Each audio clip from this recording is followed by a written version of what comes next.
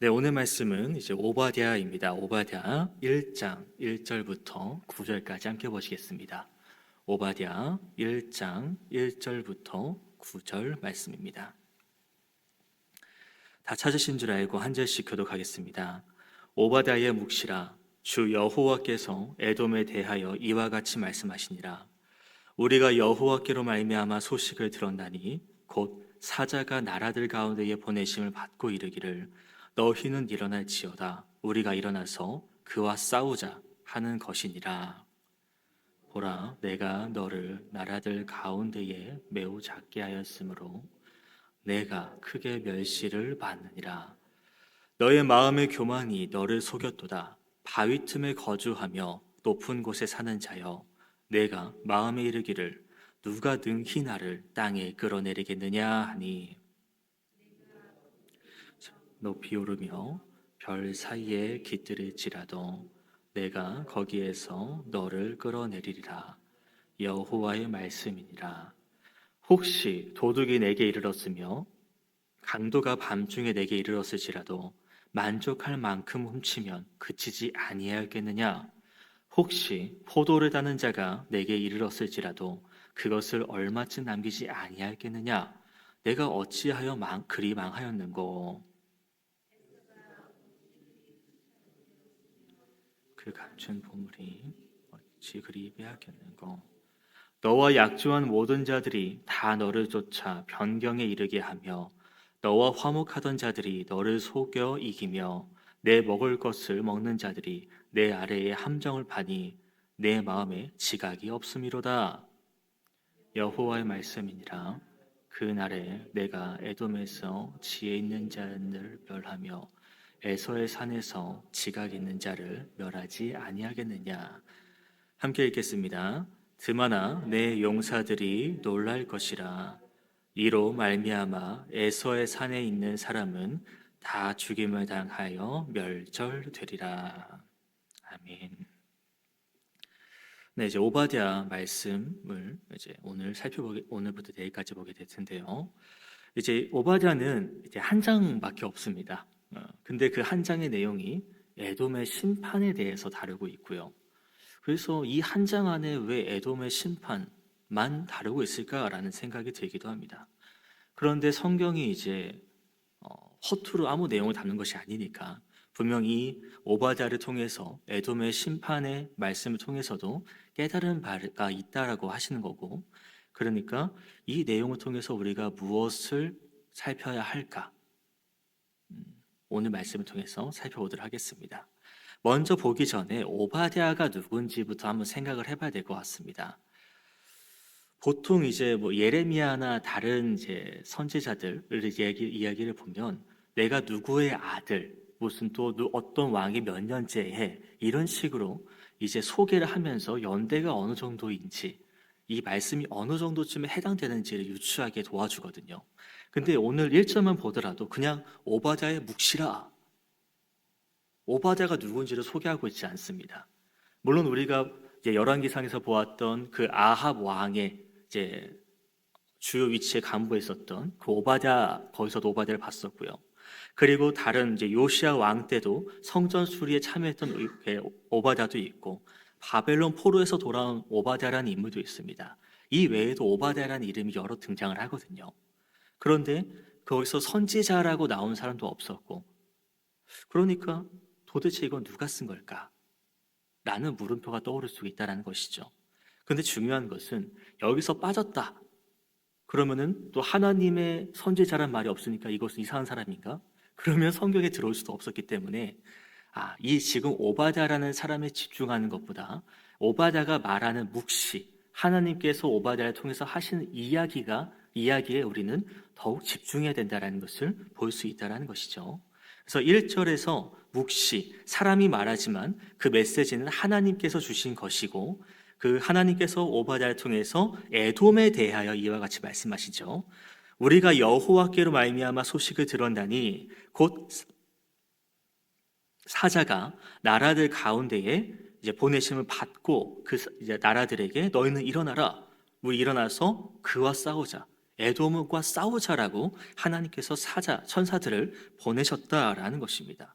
그리고 우리가 여호와께로 말미암아 소식을 들었다라는 것은 이제 이 전쟁, 그러니까 이스라엘 백성들을 괴롭힌 그 에돔에게 하나님께서 전쟁을 선포하신 것을 오바댜가 들었다라는 이야기고요.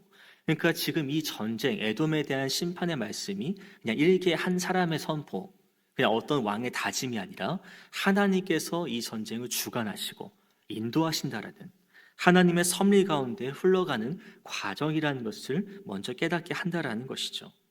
그래서 당장은 지금 여기서는 바로 에돔에 대한 전쟁이 선포된 건 아니지만 지금 다른 나라들의 사자가 가서 그들에게 선포한 메시지를 볼 때에 이제 에돔의 멸망의 순간이 점점 다가오고 있다라는 것을 볼 수 있다는 것입니다. 에돔에 대한 예언이 여기 오바댜만 나오는 것은 아니죠. 이제 뭐 아모스 1장도 11절도 보면 에돔의 서너 가지로 말미암아 내가 그 벌을 돌이키지 아니한다라는 여호와의 말씀도 있고요.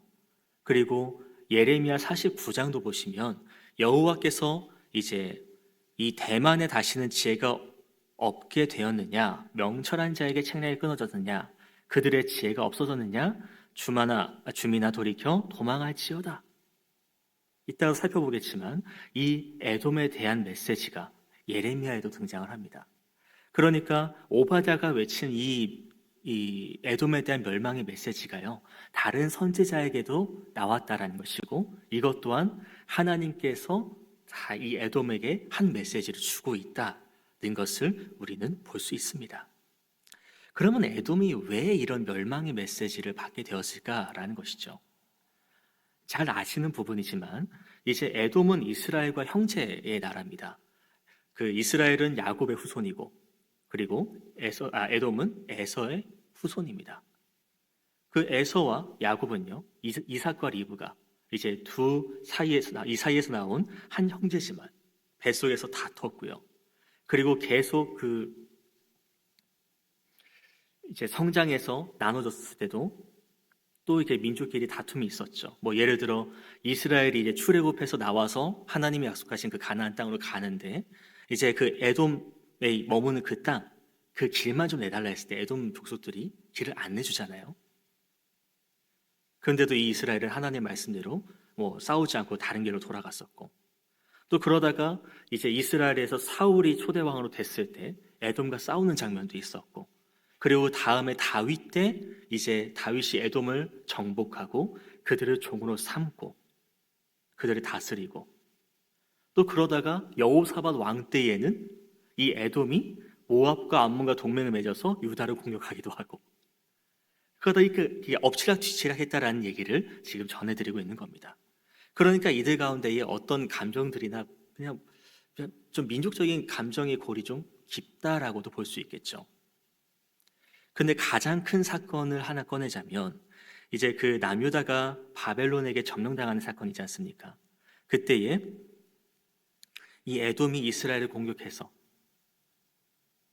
유다를 공격해서 무너뜨리고 포로로 백성들을 잡아가는 바벨론 편에 들어서 예루살렘을 괴롭히고 도망가는 유대인들을 잡아서 넘기기도 하고 그런 장면이 등장을 합니다.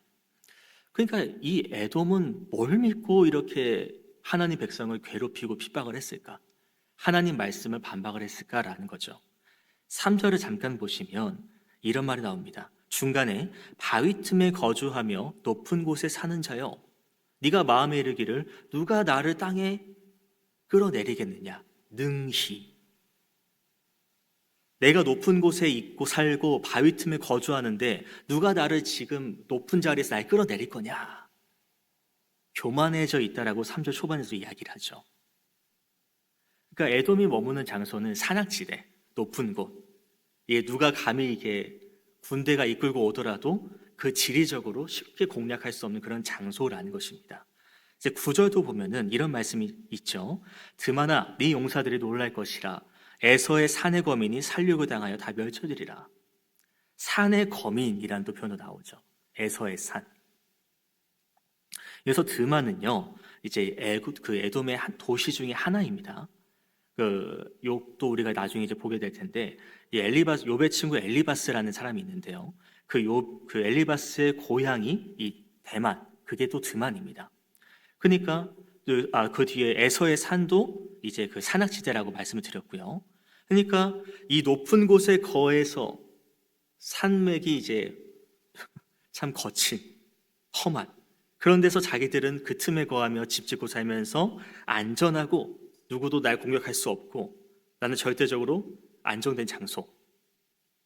높이도 뭐 학자마다 다르지만 누구는 1500m, 뭐 1600m, 1700m라고도 합니다. 어마어마한 높이잖아요. 그런 데서 살고 있는 이 에돔이 과연 외세의 침략에 불안에 떨까요? 에돔의 북쪽에는 모압으로 깊은 계곡이 이렇게 있고 이제 왼쪽에는 아라바의 광야, 사해가 있고요. 그리고 오른쪽은 사막이 있고요. 그러니까 공략하여 올 수 있는 장소가 한정돼 있으니까 한 곳만 막으면 된다라는 겁니다. 그러니까 에돔은 이제 3절처럼 누가 나를 능히 땅에 끌어내리겠느냐.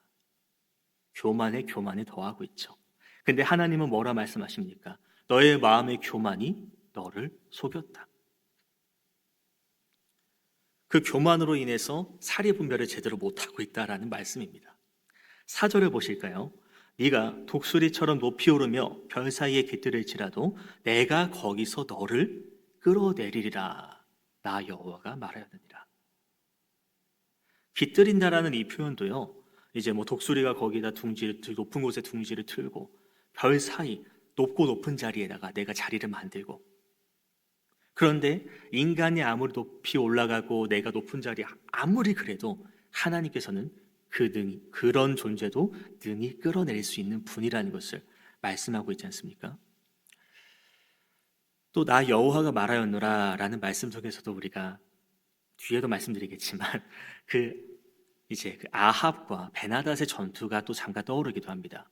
그 전쟁 가운데서 이 아합은 절대 이길 수 없는 그 군사 병사의 차이가 있었다는 것이죠.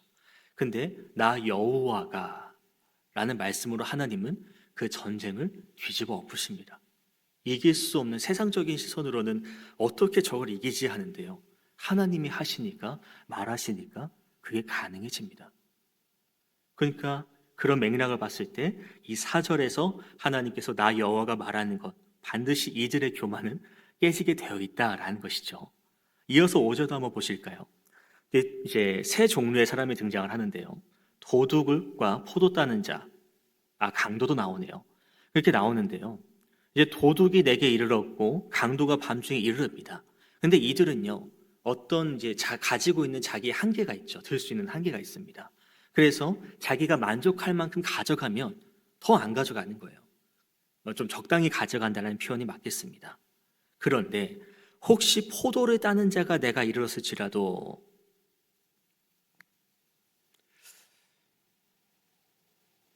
레위기 19장 10절 말씀에 이런 말씀이 있습니다. 네 포도원의 열매를 다 따지 말며 네 포도원에 떨어진 열매도 줍지 말고 가난한 사람과 거르민을 위하여 버려두라. 나는 너희 하나님 여호와이니라. 하나님께서 말씀을 주셨죠. 다 가져가지 말고 떨어진 건 남기고 다른 사람이 가난한 사람이 여행하는 사람이 먹을 수 있도록 잠시 머무는 사람이 먹을 수 있도록. 그런데 5절 마지막에 잠깐 보시면 뭐라 되어 있습니까? 어찌 그리 망하였는고.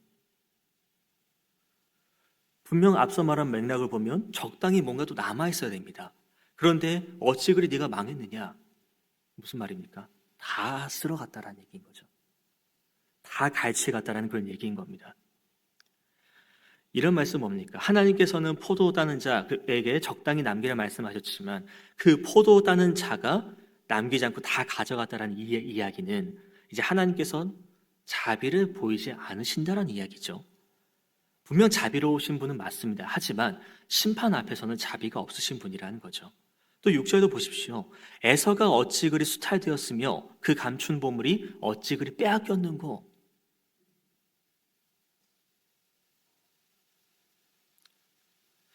에돔은요 강대국입니다.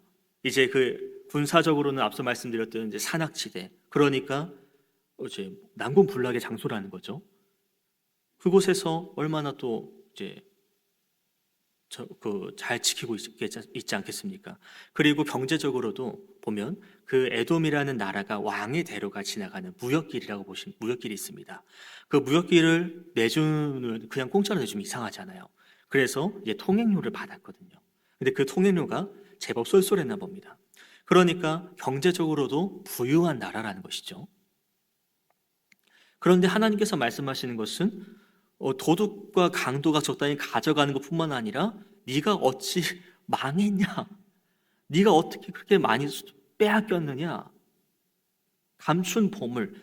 그러니까 이게 숨긴 보물도 많다. 부유하다는 또 얘기겠죠. 그런데 그것도 다 빼앗겼다. 어찌 그리?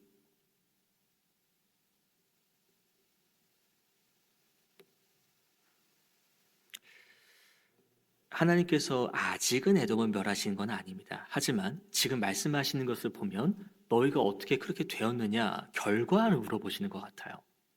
무슨 말입니까? 이렇게 될 것이다라고 하나님은 말씀하고 있는 부분이라는 것이죠. 하나님께서 하시는 그 심판은요, 뭐 강대국이고 뭐 권력이 뛰어나고 물질이 많고 그렇다 하더라도 하나님 말씀 앞에서는 아무 쓸모가 없다라는 것입니다. 그들이 뭐 그런 경제적으로 오히려 부해지니까 강해지니까 이제 하나님을 의지하는 것보다 이 세상을 더욱더 의지하게 되는 것이죠. 이 돈이 나를 지켜주고 이 힘이 나를 지켜주고 이 권력이 나를 유지해주는 이걸 모두 주신 게 주관하시는 게 하나님인데 말입니다. 그래서 하나님은 3절에서 교만해 하고 있다 너희가 그것에 착각하고 있다라고 말씀하고 계시는 것이죠. 그래서 하나님께서 그들의 교만을 무너뜨리려고 하신 말씀이 뭡니까? 어찌 그리 빼앗겼는고 어찌 그리 망하였는고.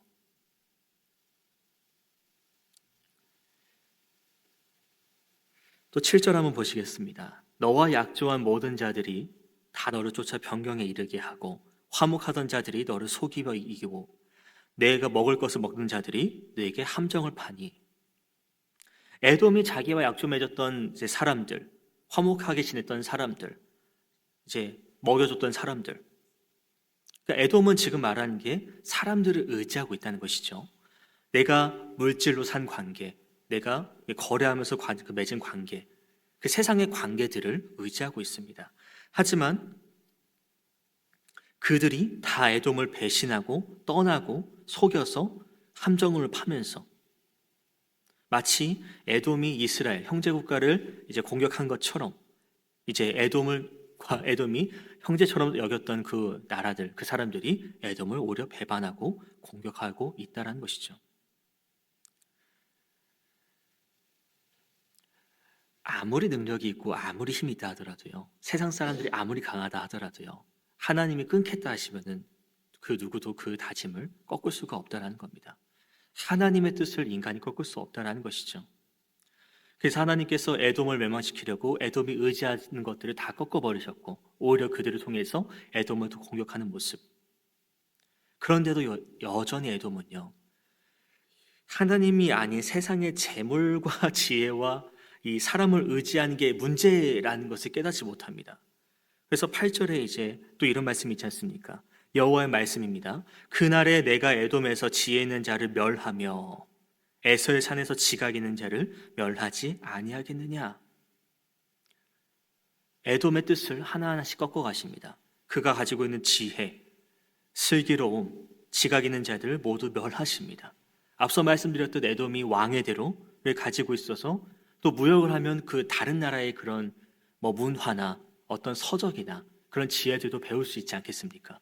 그러면 자연스레 그들도 이방 나라의 그 문화와 이제 온갖 지식을 배우면서 또 성장하는 그런 시간이 있지 않겠습니까? 근데 그런 것들도 하나님께서 모두 멸하신다라고 이야기하십니다. 아무리 사람의 지혜가 뛰어나도요, 지각이 뛰어나도요, 하나님 앞에서는 하나님 뜻이라면 이겨낼 수 없다라는 것이죠. 에돔의 모습이 어떻습니까? 자기가 거하는 그 장소, 내가 머무는 곳, 높은 산악지대, 내가 가지고 있는 물질, 부유함, 그거 믿고 교만했고, 그거 믿고 하나님 앞에 대적했고, 근데 하나님께서 그것을 흐트러 버리시니까 에돔의 반응은 어떻게 되겠습니까? 내가 의지하는 것들이 모두 다 꺾여버렸고, 그래서 하나님은 그들을 보고 하시는 말씀이 이 지각이 없는 자들아 라고 하시는 거죠. 자기가 누리는 모든 것들이 하나님이 허락하셔서 가능한 일인데 에돔은 그것을 깨닫지 못해서 지혜 없는 자라는 평가를 받습니다. 9절도 보시겠습니다. 드마나 내 용사들이 놀랄 것이라 이로 말미암아 에서의 산에 있는 사람은 다 죽임을 당하여 멸절되리라. 지혜, 물질 꺾였습니다. 그 다음에 뭐겠습니까? 힘입니다. 용사, 군사력 놀랍니다. 그리고 하나님 말씀하신 대로 에서의 산에 있는 사람들은 다 멸절이 된다라는 것이죠. 지형, 사람, 힘, 지혜, 물질을 믿었던 에돔은요, 전쟁에서 하나님 뜻 앞에서 꺾일 수밖에 없습니다. 그러니까 우리가 얼마 전에 봤던 그 아합과 베나다 전쟁, 다시 한번 꺼내지만 그 전쟁의 승패를 다룬 분이 누굽니까? 아합의 지혜였습니까? 베나다의 어리석음이었습니까? 아니죠. 나 여호와의 말씀이었죠. 여호와께서 전쟁을 주관하시니까 그 여호와 뜻대로 전쟁에서 승리했지 않습니까? 아합이 말입니다. 그러니까 전쟁에서 승리하고 지는 것은 내가 어떤 능력이나 지혜, 내 능력이 아니라 하나님께서 어떻게 하시냐에 달린 것이고, 그러니까 전쟁에서 승리하기 위해서는 하나님과 나 사이의 관계가 어떻게 잘 맺어 있는지 아닌지에서 승패가 갈린다는 것을 우리는 다시 한번 살펴봐야 될 것입니다. 우리가 교만해지는 이유는 뭡니까? 내 거라고 생각해서 그런 거예요. 내가 노력해서 얻었고, 내가 힘써서 얻어낸 것이고, 내가 애써서 이 자리에 올라온 것이니까 나 대단하네 라는 것이죠. 그래서 하나님은 에돔을 통해서 우리에게 또 이렇게 말씀하시는 것으로 보여집니다. 너희가 교만할 때, 나를 잊고 교만한 모습으로 나아갈 때 그 교만을 하나님께서 꺾으신다. 지혜 있는 자라고 말하고 다 얘기하지만 하나님 앞에서는 모두 거꾸로졌지 않습니까? 그래서 오늘 말씀을 다시 한번 보시면서 교만해서 지혜 없는 자처럼 살지 말아야 하는 것을 이야기하고 있다는 것입니다. 모든 것은 주께서 허락하셨기 때문에 가능한 일입니다. 물론 여기서도 이제 의문 생길 수도 있겠죠. 저 사람은 저렇게 왜 많이 가지고 나는 왜 저렇게 못 가졌지? 그것 또한 주님의 뜻이라는 거라고 저는 말씀드리고 싶습니다. 오히려 내가 그것을 가지게 된다면 오늘 나오는 에돔처럼 교만해져서 하나님 품을 떠날까 봐 그것을 미리 아셨기에 하나님께서 그것을 막으신 게 아닐까라는 생각이 제겐 듭니다. 그렇기에 우리가 하나님 앞에 어떤 모습을 나가는지를 돌이켜봤으면 좋겠습니다. 내가 겸손하다고 말하면서 교만한 모습이 있지는 않은지, 하나님 앞에 겸비하다고 말하면서 알게 모르게 라합처럼 또 마음이 풀리고 자기 뜻대로 살아가려고 하진 않은지, 에돔처럼 내가 가진 장소, 내가 가진 것들, 그로써 내가 최고라고 주장하고 내가 그 누구도 나를 방해할 수 없다라고 주장하고 있다면 하나님께서는 그 교만을 보시고 그것을 어느 순간 꺾게 하실 것입니다. 그렇다면 어떻게 되겠습니까? 모든 것이 다 사라지고 없어지고 그럼 나에게 남는 것은 무엇일까요? 잠언 16장에 이런 말씀이 있죠. 교만은 패망의 선봉이요 거만한 마음은 넘어짐의 앞잡이니라. 우리가 오늘 말씀을 다시 한번 돌이켜보면서 과연 나는 교만한 모습이 무엇이 있는가? 그것이 있다면 오늘 주님 앞에 또 고백하면서 내려놓고 다시 한번 겸손하게 말씀에 순종하며 나가는 매일매일이 되셨으면 좋겠습니다. 개인적으로 말씀 묵상하시겠습니다.